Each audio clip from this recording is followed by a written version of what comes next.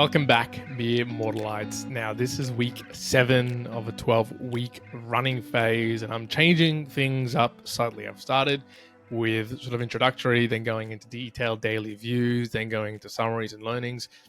So I'm going to tackle some of those aspects. However, I'm going to do away with the daily things. Mostly, I'm not getting any suggestions or commentary from individuals saying they really want to see that, so I'm going to do away with it. I'll probably just target much more the learnings and a bit of summary, because it is fun for me, and let's see if it actually changes how it's consumed. So we'll go from there. And again, if you want to see things change, do let me know. I'm just making this change because it is a little bit simpler for me. But 7 weeks into the 12-week running phase, now there was a slight decrease in the amount of running that was done in the previous week. Now, that wasn't part of the plan, so we're going to look into it. In the overall, I've got to sort of get displayed here for you for your information purposes. Once again, there was 4 main sections of a run throughout the week. Monday was a slow run. Wednesday's supposed to be a tempo run. Thursday's supposed to be some speed work, hill work, although it has been just predominantly speed work. And then Saturday or Sunday, I'm just making it a weekend. It was a longie. And honestly, looking at the plan here, nothing got accomplished. There was nothing that I actually hit the mark on. Supposedly, as I put it in plan for week 7, was supposed to be 8 kilometer Monday run, 10 kilometer tempo run on the Wednesday, 4 kilometer speed run on the Friday, and 14 kilometers or thereabouts for weekend run. And that would have been a total of 36 kilometers, and I did not accomplish that. So just in summary, just as a comparison, what I did end up doing was 21 kilometers over that particular week. So, still quite a bit of running in comparison to the previous weeks of being sick and not being able to do it, but not as many as I'd actually planned. Looking into, and I'm just going to go specifically into detail surrounding the running, given that we're talking about a running phase. I'm not going to go into the rest of my training. I'm not even going to be putting it or publishing it out either. So again, on the website, I'm not getting much traction there. So again, if you do want that or you want it more specifically, we can look to doing that, but I'll need someone to call it out to actually do that. So to give you an example, so Monday, there wasn't any run. In fact, I had to leave it until the Tuesday for any running to actually happen. And so that Tuesday, what the run was actually was a 3 and a little bit over 3.2 kilometer run, just sub 5 kilometer pace. And so I'm going to be probably talking a bit more directly on those particular runs. So that was on the Tuesday. On the Wednesday morning, I did a very slight run that was part of a workout, and it was just basically a kilometer. So there was that. Although in the afternoon as well, and I've talked about this before, I have a running group. I'm trying to go that weekly. And so that one was a fun 2.74 kilometer run there. So that was awesome. Good thing to do. The following run that I ended up doing was that speed run on Friday. Once again, supposed to do 4 kilometers. Look, I just got to around halfway on it. The timing things, I finished that at about 7 a.m. I had to get into work mode soon after that. So I ended up only just doing a 2 kilometer. Now the pace there at a 5:59. It is usually a 12 kilometer sprint for 300 meters and then 100 meter walk. That's what it was there, but it wasn't the fullness of the 4 kilometers.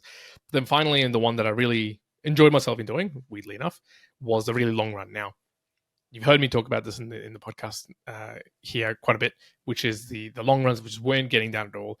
And I just decided, hey, I'm going to partner up just doing a bit of a workout. That was on a Sunday, a workout with a lot of running. And so specifically, it was a 100 minute Metcon, which was as many rounds as possible, enough for 100 minutes of 400 meter running and a few extra meters, 5 total rings, 3 power cleans, and 10 sit-ups.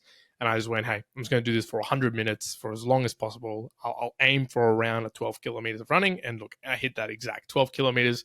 That's part of the workout. That's at a pace of 8 minutes 25 per kilometer. And that's obviously including all those extra things.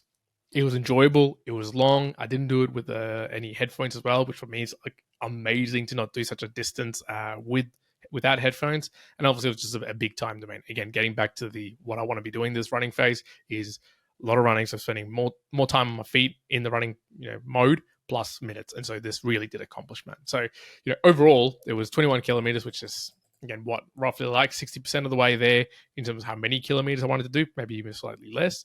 But it was an enjoyable week to actually attempt and do. So there was some fluctuations where I didn't achieve what I needed to, but all in all, I did end up getting quite a few running sessions in. So there were some positives around that. The learnings that do come away for me are probably not for the direct running phase. And so to you, mere mortalites, I'd say probably partnering up some of these runs or whatever mode it is that you're trying to achieve with things that are more enjoyable for you. At least for me, I found that I'll both achieve it or do it, and I'll be more likely to do it. There'll be less anxiety or anticipation to not do a particular thing.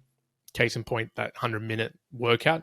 Now, you might think that, well, that seems extreme in the other end. Why would you do that? That probably makes you not want to do it. For me, planning that out, it seemed more like a challenge that I wanted to tackle. I enjoy the aspect of being at a gym, doing some of those movements along with running. Made me want to actually go and attack it more.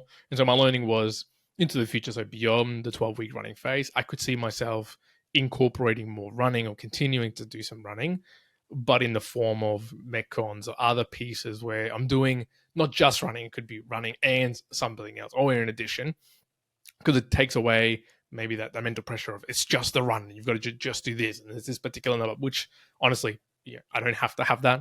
I'm not trying to become the best runner of Brisbane or achieve like some particular even best 10-kilometer time or 5-kilometer time, but there's still some particular, growth or target in my mind that goes, hey, I need to be at least this good. And whenever you meet something, it kind of gets shifted a little bit further. So at least my learning is keeping it enjoyable is going to be pairing it up with other things, which I already find a lot of joy and have stood the test of time, at least for me personally. So that has been week 7. Apologies of the running phase, mere mortal lights. There again, 3 big call outs for me is if you want to see things change, let me know.